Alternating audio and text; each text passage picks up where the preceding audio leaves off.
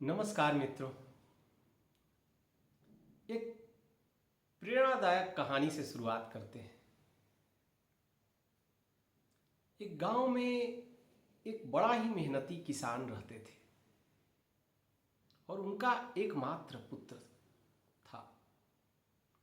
किसान बड़ा ही मेहनती था, पर एकमात्र पुत्र होने के कारण उन्हें बड़ा ही प्रिय था। वो उसे अत्यंत प्यार करते थे।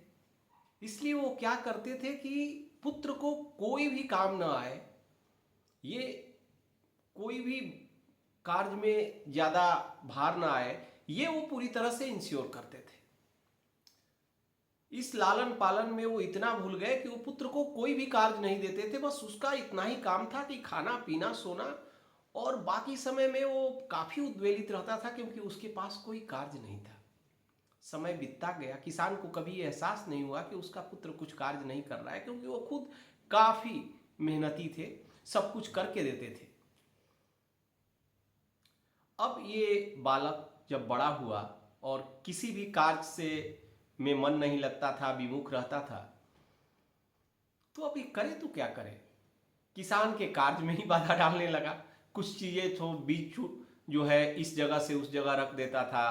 खेतों में काम आने वाली चीज़ों को, जो औजार इक्विपमेंट होते हैं, उनको यहाँ से वहाँ रख देता था।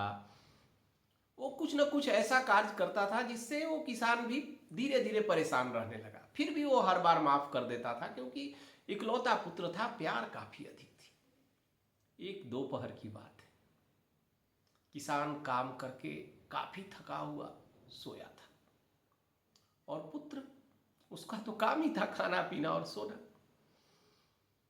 अब वो सोकर जगा, और जब जगा तो क्या देखा कि चींटियों का जो समूह है वो दीवार पर ऊपर धीरे धीरे चढ़ रहा है। अब चींटियां चढ़ रही थी, ये देखे जा रहा था, देखे जा रहा था। कुछ देर बाद अब ये करेगा क्या, इसको तो कुछ काम से मतलब था नहीं। उसने हाथ लगा के रोक दिया और चींटियों को बार बार जोर से बुला रहा था, अब जाओ, अब किधर जाओगी, अब जाओ, किधर जाओगी। चिड़िया भी अपनी रास्ते बदल ली और फिर धीरे धीरे चलने लगी। जब जब चिड़िया रास्ता बदलती थी, उनको वो हाथ से रोकता था। इसी बीच किसान का नींद खुल गया। वो इस घटना को देखा। उसे उस दिन एहसास हुआ कि अभी तक तो ये हमको तंग करता था, शायद समाज का भी करता हो, हम कभी देखे नहीं, पर अब तो ये निठल्ला इतने आगे बढ़ गया है कि चींटियों का भी रास्ता रोकने लगा है।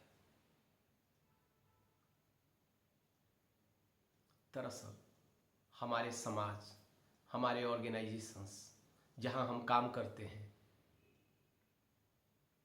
ये चारों तरफ ऐसे लोगों से भरा पड़े हैं जो खाली हैं।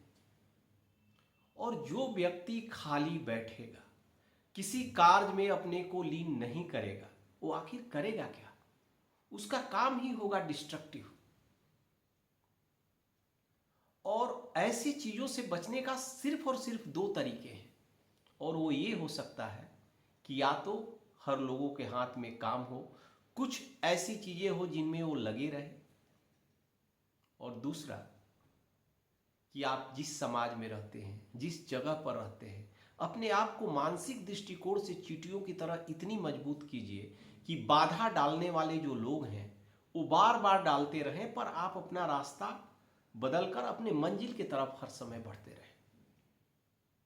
क्योंकि बाधा डालने वाले लोग तो मिलेंगे, हर निठल्लों को काम तो दिया नहीं जा सकता, और वो उस पर निर्भर करता है कि वो काम लेगा या नहीं लेगा।